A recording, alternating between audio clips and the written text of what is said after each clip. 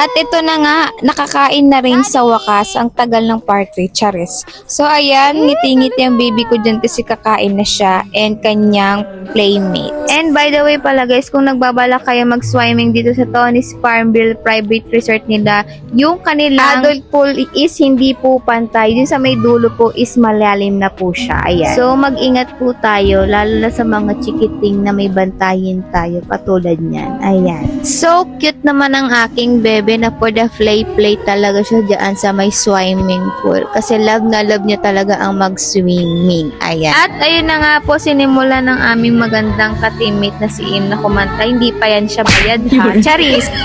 And ito namang si Marga, sa sobrang pilit namin kumanta. Ayun, napakanta na rin. May bosesa naman pala si Bakla, diba? So ayan, breathless, walang hingahan. Charis! And si Mama Coco, ayan, for the sayaw siya talaga. And ang aming Captain Ball, ayan, for the clap siya. Kasi nga, ayaw mag-songable ni Mama mo. At nang matapos na po ang patawag ng tanghalan ni Mayora, ayan na po, may naglalakad na po na alak.